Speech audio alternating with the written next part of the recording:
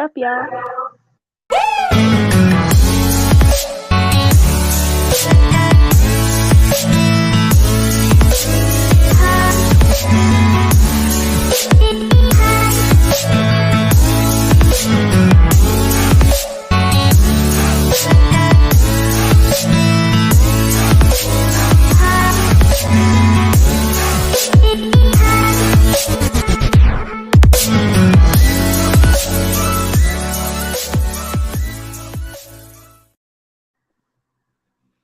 Merry Crisis. Merry Chrysler. What's up, y'all? Happy Monday. Tomorrow is the first day of Black History Month. Yes. Lots of Black historic figures that deserve to be honored this month. It's cool. We got the shortest month of the year, but we at least have a month. So I'm not going to complain too much. Anywho, welcome to the living room. Call me Dr. Sue. Oh, man. Wow. Yeah, better rhyme. Oh, I'm just kidding, y'all. Happy Monday, the last Monday of January. We're down a month in 2022, right? So we can't be we've made it this far, so there's hope. Yes. We are a ministry that is based off of the hope of Christ. And we're a ministry that shares the gospel of Jesus Christ and how he heals and walks through us with every trial. We're confident in who he is because he's everything he's promised. And we believe and stand in agreement with Paul when he was preaching to the Romans that we consider that the sufferings of this present time are not worth comparing with the glory that is to be revealed to us. And like I said earlier, there's hope. It's an everlasting hope. It's a sovereign hope. It's a hope that will be glorified when we see Christ face to face. We meet him and go home. Man, what a glorious day that will be. What a glorious day that will be. Amen.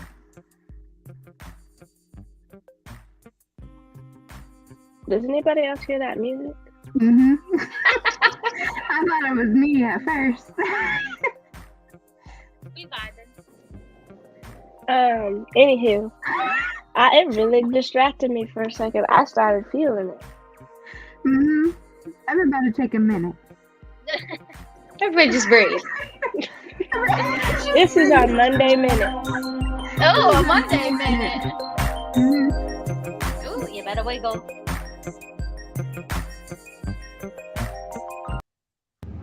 All right. Anywho, I think that's going to be a new thing. Kate Shelby, how's your week been? We had church yesterday. Tell me about your weekend. Tell me about your weeks. What's been up? Yes. Church was so good yesterday. Our pastor was feeling it. He was preaching the truth. He was talking about giving your life for the Lord and what that means. And it caused me to sit up straight. That's right. And I don't know, is it okay? This could just be me, but January has felt like it has gone so fast, except last week felt like it was a whole month. You're not alone in that. You feel that way too? Yeah. I thought it was just me because I'm like, it feels like last week took forever, but yep. But it was a fine week. I felt the same way. Like, I feel like there was a couple weeks that definitely were quick because I like going back to school. That's kind of how I rate my time. So with my job. So, but last week was long with the kids and just all the things. But we made it. It was fine. And today went well. This weekend was good and restful.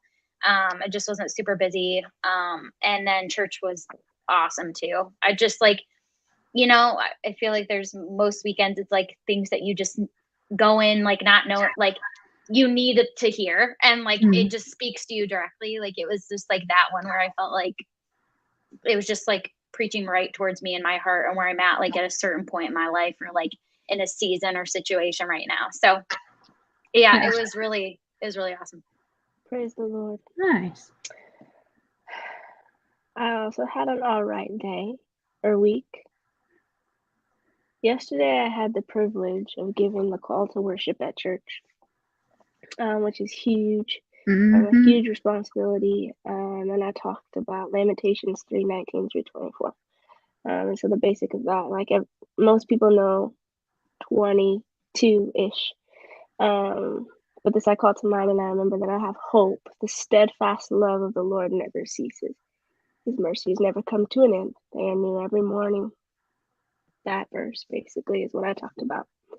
And just waiting in the circumstances that are laid before us. We never know who we're encountering and what circumstances they have in front of them, right? But we do know those of us who are in Christ we can lay them down at the foot of the cross and know that He's all that we need, and know that in Him is what we need.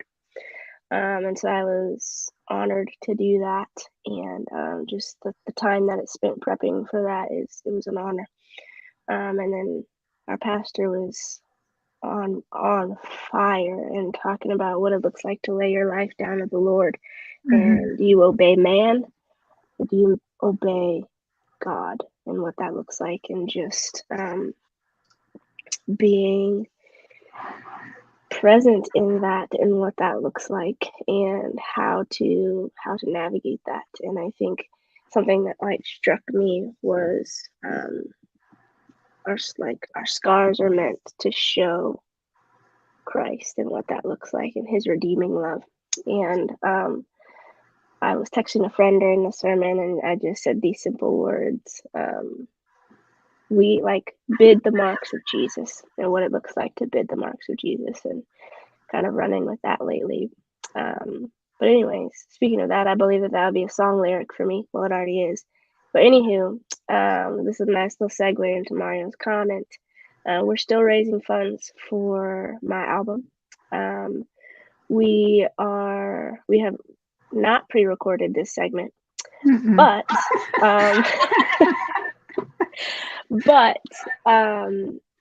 a way that you could give to this project, it would be an honor that you would just consider. First of all, there's two things that I would ask of you. One would be to pray. It's a huge undertaking. There's a lot of things that go in mind, or there's a lot of things that go into it, and there's just a lot to do with it. And so my hope and prayer is that you would pray. And secondly, you would pray about financially giving and sowing into this project. And a way to read about what's been going on in my life the past year and a half-ish is if you go to the website below, www.1000hillsmusic.com. And that will link you directly to the link that's scrolling across the bottom to financially support this project, which is www.generosityrocks.com/a-1000-hills-music.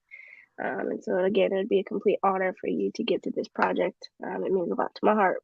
And it kind of talks a little bit about what I wrote in there about what I spoke on yesterday morning in church. So thank you in advance. Appreciate ya. We're in a 9-week series. Just give to the Lord. We are in a 9-week series about the Enneagram and the gospel. Yes, we are. We have done a 9. Kate's friend. Ashley. We have done a 1. Christy. Yes. We have done a 2. That's me. That's you. And today we're going to do a 5. Who is that? That's me. That's you. That's you. That's right. So unlike all the other podcasts, this podcast will probably last 12 minutes. I told her earlier today it would be 5 minutes for our 5. That's fitting. But no, it's going to be so good. I'm excited about it. So we're just going to jump in unless you have something to say before I start going. Let's dive in, like Stephen Curtis Chapman said. She better jump. I want the music back. Okay. So, Sav, you are a 5. Yes, ma'am. tell us your journey to landing on the number 5. Because your number has changed many times since I've known you. Yeah. So the interesting thing about it is my number hasn't changed from my wings. I've just been very fluid in my wings. And so when I first took the test and started reading about it about 3 years, it was about 3 years ago, 2 years ago maybe, I was a 5. And I took the test, it came back a 5, and then right below the 5 was a 2, which was interesting. I'm not a 2. You are very helpful, though. I am a very helpful person. I would like to be, but I'm a 5 through and through. But anyways, then I started doing some other research and looking through some things, and so then I thought I was a 4 because I can be pretty moody and I'm pretty emotional. That is all true. And then I was a 4 for a couple weeks. Then I went back. Then I went back. I swung way up to being a 6. Swing and one. And there were just traits about the 6 and traits about the. And I was a 6 for a couple weeks as well. But going back and reading just the core motivation and the core fear of a 5 is being incompetent. And so mine manifests a little bit differently than you'd probably expect, I guess you could say.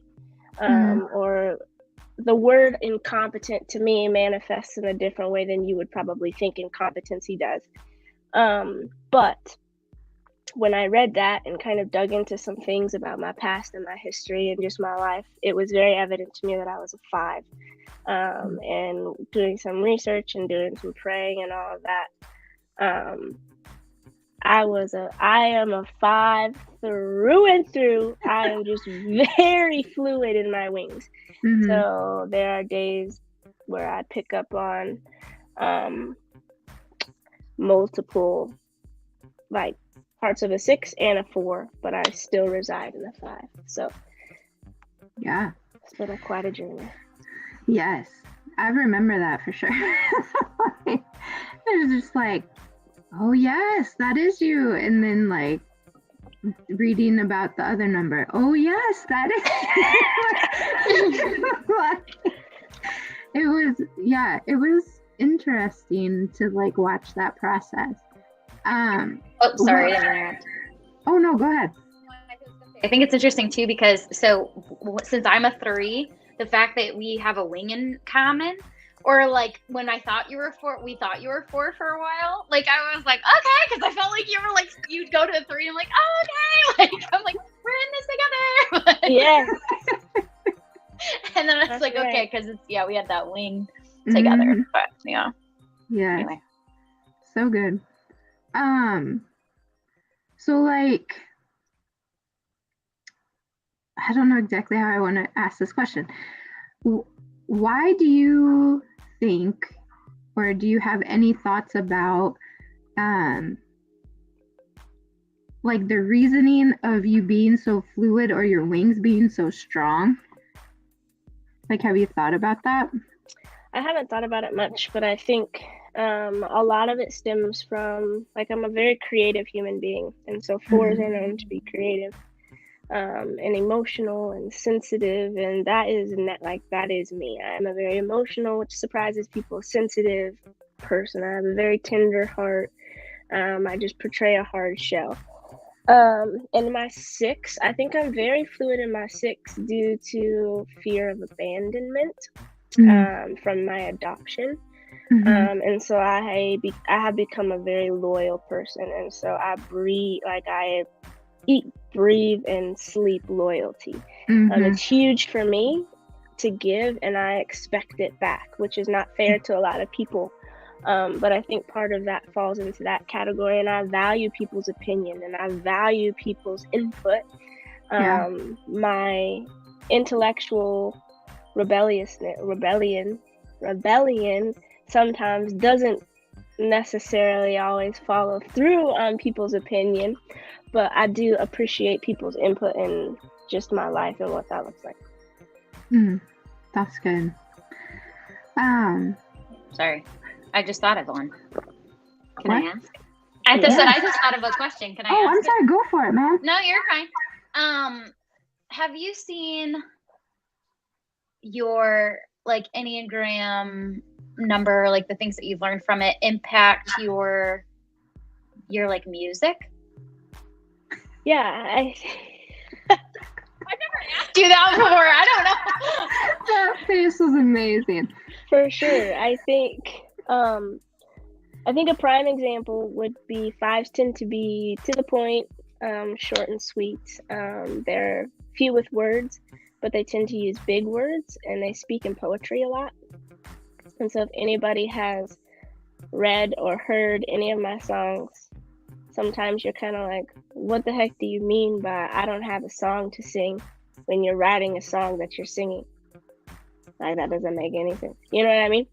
And so none of my songs, well, it's very rare for my songs to get past 5 minutes, which is like the kind of the smooth center spot that you want to be in. So I've definitely seen that aspect of it.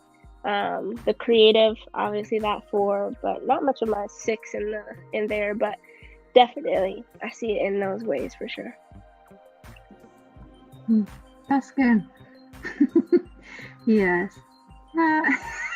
There's so many things I could say. Okay, but I won't. So with being a 5, how do you see your number play out in your view of God or in your relationship with God? As a 5, we're always in pursuit of knowledge, and being in pursuit of knowledge gives us something to like fight with, not necessarily physically or like verbally or whatever, but it sometimes gives us things that goes into our brain that just goes back and forth. It's like a ping pong ball basically, or a pinball. And I have to be very careful in my pursuit of God, that I'm not going in pursuit, like that I'm not just going because I want to learn. Like, I'm not just reading the Bible because I want to learn. Like, I'm reading the Bible and dwelling in his presence and being in community because I want to pursue God, not because I want to pursue knowledge. And so I have to be very careful, and very often I need to check my heart before I enter into any of those categories or any of those scenarios to make sure that my heart is in the right place, or it won't turn out well, like for anybody, right? But especially me, I'll be dishonoring God in a way that I don't want to. I want to be a mockery or blasphemy, but that's one way. I think for me, as an observer and just trying to see Christ in everything, I think there's power in his quietness, like in the stillness of who God is. And I can tend to sit there a little too long, but I feel like there's a lot to learn in those still moments, where we don't always have to speak. Sometimes we can just sit there, and sometimes we just need him to sit with us, and he doesn't have to say anything, but he might choose to, right? But there's power in that, of that communion with Christ, and just sitting with him and his loyalty and his just whole being together. Yeah, that's beautiful. There's that poetry again. Hello. Hello. So you mentioned like since you're a 5, you tend to like be an observer and like a collector of knowledge. And so you said you have to like be mindful of that when you're approaching like your time with God. Are there like specific things that you do, or like examples that you have of like my mind just went blank, of like when you notice that you're like going to just collect data, or you're just like observing or gaining, like wanting to like research to gain knowledge rather than like enter into that time? Does that make sense what I've asked? Yeah, for sure. And I think there's there's a balance there, right? Because sometimes knowledge is important in order, like you have to have knowledge of the gospel in order to fight the schemes of the enemy, and you have to have knowledge of this and all that, right? So there's a balance there. But I can tell when I'm going into it for that specific reason is just to gather knowledge and not to be in pursuit of God. And something, I have a huge sign right in front of right by my door, my bedroom door, that says "Look to Christ." And it has all sorts of different words, claim every promise, hope in God, perhaps, and all sorts of scripture covered. Consider Christ, steadfast, I know that God is for me. Do not be silent with your Savior. Psalm 13, consider me and answer me, Lord, lift my eyes to you.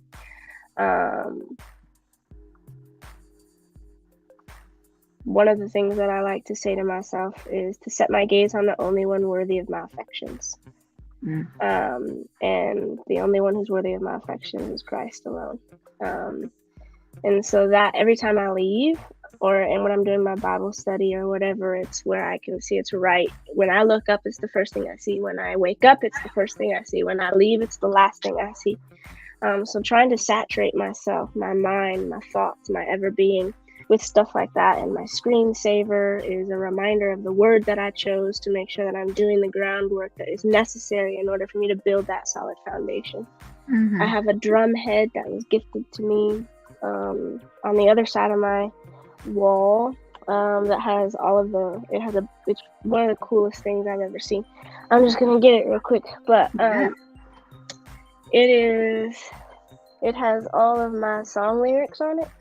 Oh, that's awesome. So it has so many of my lyrics on it, some of the favorite, and so purpose in the pit is something that I've been wrestling with lately, just making sure that I'm very purposeful in this pit that I'm in. And so making sure that like I said, setting my gaze on the one who's worthy of my affections is like my biggest thing right now.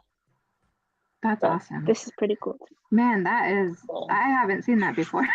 Yeah, me neither. That is gorgeous. It was a Christmas gift. Nice. Thank you for sharing that. That's awesome. Yeah. Kate, I can keep going with questions. Do you have one? No, I don't mean to be like blah, but I enjoy listening and taking it in if I think of anything. I kept interrupting you every time you did. So no, I thought I'd stop myself this time.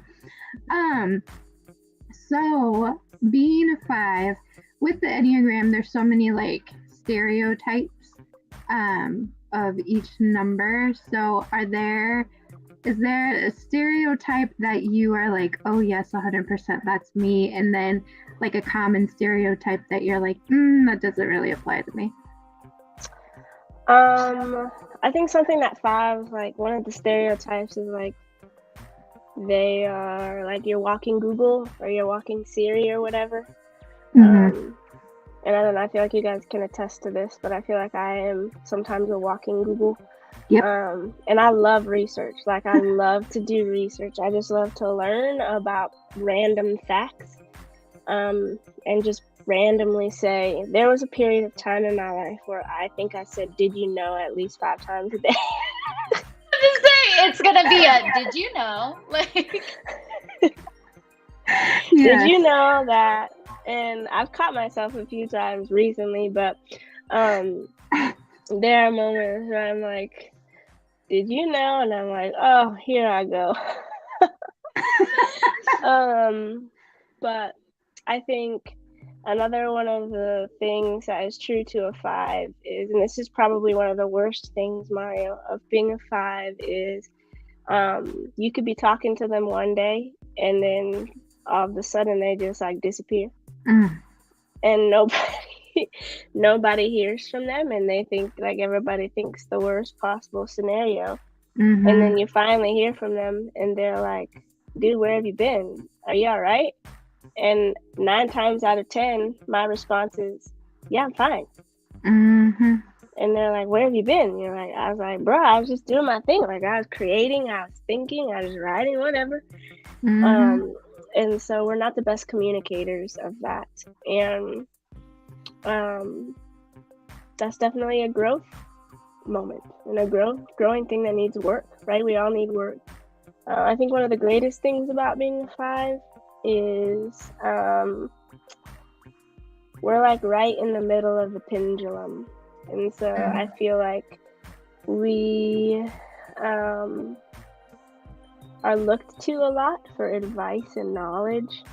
But I think a lot of the times, because we have a fear of being incompetent, and this sounds, I'm not speaking for myself, but another 5 that I met recently, I look at them and I'm like, because their fear, like our fear of being incompetent, and mine is weak, like being seen as weak. I don't, like, pride isn't my struggle.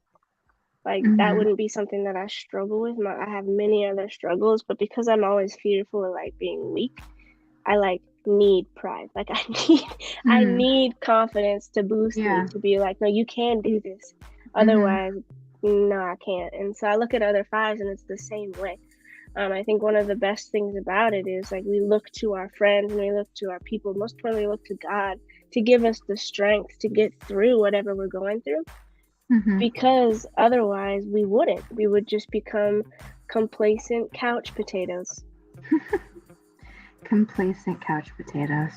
CCP. It's a new diagnosis. Hashtag CCP. Hashtag CCP. Executive dysfunction. If you have been diagnosed with CCP, put it in the comments below. We're here to support you. I'm just starting a support group. CCP support group. CCP support. Talk to me about anything. No, I'm just kidding. Talk to me about how you as a 5 navigate your friendships / how you have successful friendships with people that are very different than you, aka me and Kate. Well, we said, and can I say, remember the comment made when we talked to Shelb, it's like, by the grace of God, Shelby and Savannah are great friends. So true. Yes, by the grace so of true. God. Because Kate, you at least share a wing with Savannah. Savannah and I have a whole oasis between us. Oasis. Oh man, that's funny. So one thing about the 5s is they wake up with the same amount of energy every day. And so I think something that people don't realize about 5s are they can be a little sluggish and they can be a little sloppish. But based on their schedule of what they have the next day, like, so prime example, like every conversation, every text, every this, every that drains that energy level. And I have been out in public in moments, and I think you guys can attest to this, where I have started to feel panicky because I'm nowhere near home and my energy bar is like depleted. Yeah. And so we have that same amount of energy regardless of how much sleep we get. It could be 2 hours, it could be 10 hours. And every little encounter with human beings, either via cell phone, via Facebook, whatever, drains that thing. And so we have to be, we're very selfish with our time, and we're very selfish with our things, not necessarily personal things, but just like our own, like, conversations and connections with people. And so I think, like, for me, by the grace of God, I've met friends who are very understanding of me. And because I'm not the best friend, like, I don't do friendships well, like, I struggle with friendships. But like I said at the beginning, like, this sounds contradictory, and again, it's part of that 6, like the walking contradiction. Let's circle back to that. P.S. I give loyalty. So once I become your friend, I'm going to do what I can to cultivate that. But I also am not about the shallow, let's just be acquaintance type of friends. And I don't care if you like me or you don't. Like, I think that's one thing that people have always said. They're like, you just give off this vibe that like you can like me or you don't. If you like me, that's great. If you don't, doesn't matter. And I don't like, if you don't like me, that's fine. It doesn't bother me any. I don't care. But if I like you and you like me and we feel like we can cultivate a long-term relationship, I'm all about it. If it's a short-term, whatever, and you know, life happens and people are in your lives for seasons, whatever. I get that. But I'm not trying to cultivate a friendship for 2 weeks and then all of a sudden, whatever. Because I also live in the gray area. Like, I live in the gray area. There's not a lot of black and white for me. And I struggle with black and white. Like, sometimes I need that, but I can dance around a topic for 3 hours without just getting straight to the point. Yes. Yes. Which I still, the more you talk, I'm like, by the grace of God, because I am black and white and you are gray.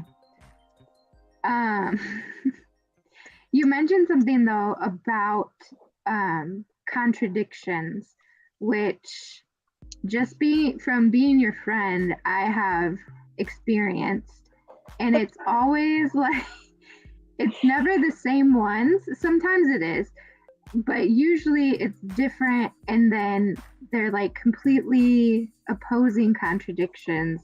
And it's, as somebody so I think what's interesting too is like, you are a collector of knowledge about anything, it sounds like, anything that's interesting to you.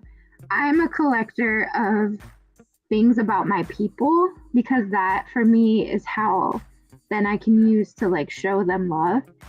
So for me, it had been a challenge. Sometimes it still is, but collecting data on you, because one day it could be something and then the next day you're completely flipped on it. And it's just like, it's interesting to me. So can you, like, I don't know, to the best of your ability, like kind of share more about that? Can you give me a example? Oh, let me think. I mean, there's been like little things. I can't think of a specific one, but there's been like times where like you've liked something, like whether it be a food or I don't know, a song or something like that, and then all of a sudden like you're flipping, you're like, no, I don't like that anymore. It's just like, oh, okay. Yes. Or even maybe this would be more helpful, like you're like push and pull. Yes, that's what I was gonna say. So I have a very I have a bad, I don't know, habit. I don't know what it would be. Insecurity or whatever, but I think my push and pull and my 5 are kind of connected, but they're not. So my push and pull with people is out of that fear of abandonment and don't hurt me. So, but I think my push and pull with like materialistic things, it is very emotionally driven. And so there are days where I like wake up, prime example. I was on this graham cracker and peanut butter thing for like a month and a half straight. Like, I went through family-sized boxes of graham crackers a day. That's a lot of graham crackers. Now I need new pants because I don't fit in the one. I'm just kidding. Anyway, so like prime example, like this is a prime example. Like I was all about it, like all in, 100% in. I heard about it a lot. Now I want nothing to do with graham crackers. I don't want anything to do with a graham cracker for the rest of my life. Yes. Which I think is very interesting. Like, now that you say it that way, like, I have noticed that you go on like these like things where you become, I don't know, hyper focused maybe. It is. And hyper focused. Yeah. Yeah, like for a month you were like obsessed with kangaroos, and that's like all that you sent. Kangaroos. Yes. And then and then like a month passed and you were sending kangaroos like crazy. I do have a new obsession. Otters? No. NASA. Oh yes. That's it. The shirts, This the is shorts. so true. Mm-hmm. Multiple too. The jacket. I got a NASA jacket, Kate. This is news to me. Yeah. I'm about to get a NASA phone case. Oh, it's so cute. Did you also get shorts? I can't remember. I got shorts, a t-shirt, a jacket. I'm about to get a NASA phone case. I wanted NASA pants today, but I decided not to get those. That is my new thing all of a sudden. And it'll pass probably in the mid-February, maybe end of February. And then I won't know what to do with. Yep, check back in about a month. And I'll let you know how I'm doing with my NASA collection. It's a thing. I can't like. It's a very hyper focused, almost OC, like almost obsessive attitude, and it is so common with 5s. That's interesting. Because I didn't realize. I guess until this moment, I didn't realize it was like related to your number. Yeah, and I think you wanna learn everything you can about it. And so like I've been reading random articles about NASA and like watching all sorts of videos about space shuttles and the space station. And I had a good friend, a family friend who was an astronaut, and so I got to watch her go out to the space station when I was in 3rd grade, and it was an unbelievable experience and it was incredible. But in a couple weeks from now, we'll be on to something different. So something like new to learn all about. Yep. It'll probably be this. Oh my goodness. Unbelievable. Ladies and gentlemen, she's going to be buying a motorcycle or a crotch rocket. So, be on the lookout. I wish. She'll be riding them streets. Riding them streets. That's right. Sav, is there anything about a 5